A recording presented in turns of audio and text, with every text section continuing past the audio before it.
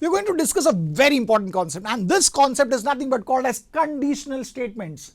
Now from the name itself we understand statements which are having a condition attached to it is nothing but called as conditional statements.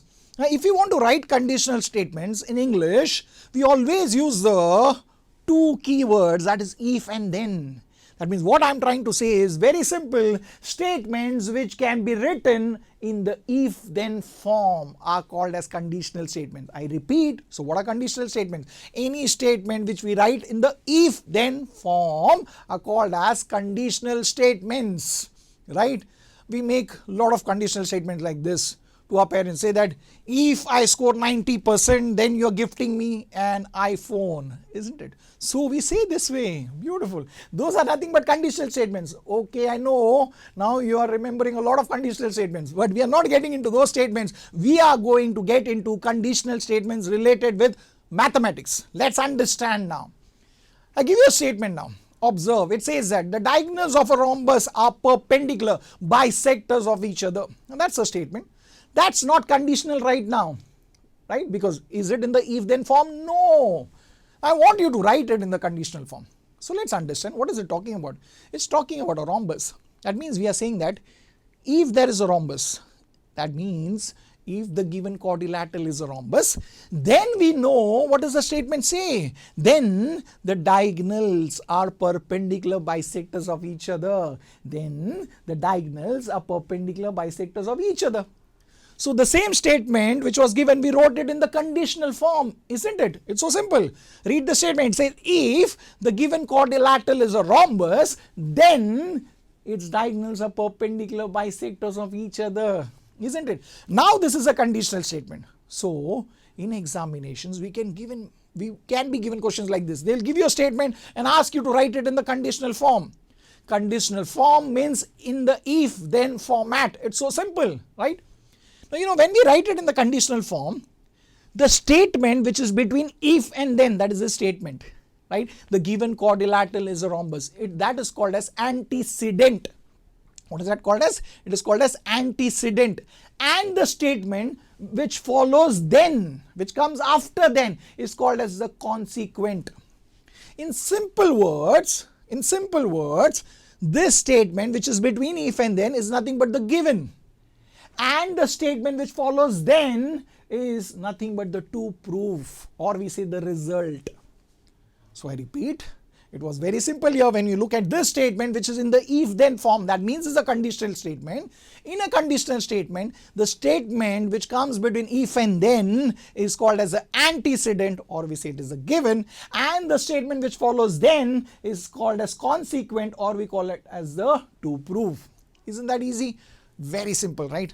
So that means we can be given a statement and are asked to write in the conditional form. We know conditional form means if then form. And from that they'll say write down the antecedent and the consequent. It's so simple, we know that, right? Okay, very simple. I'll give you one more thing. I've given you a statement. So we have the conditional statement right now. I'm saying we want to write the converse. Now converse means very simple. For the statement, we need to write the converse. Now, what do you mean by converse? Converse is simple. Converse means just swap the places of the antecedent and the consequent. We need to swap their places. Now, let's see what happens here if we swap. If we swap their places, what happens? Now, observe what happens. If the diagonals are perpendicular bisectors of each other, then the given quadrilateral is a rhombus. It's easy. That's true.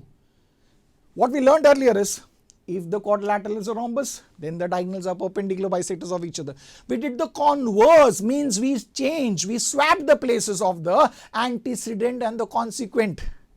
So previous statement, in that statement, whatever was the consequent has become the antecedent, and antecedent became the consequent. And now the statement of that, the converse statement of the previous statement is, if the diagonals are perpendicular bisectors of each other, then the given quadrilateral is a rhombus. It's true. In any quadrilateral, if the diagonals are perpendicular bisector, then it is a rhombus.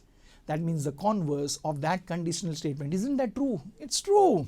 So for a conditional statement, we can always write the converse. What are we doing for the converse? It's very simple. We just need to swap the places of the antecedent and the consequent. Isn't that easy? Very easy, right? Let's take another example.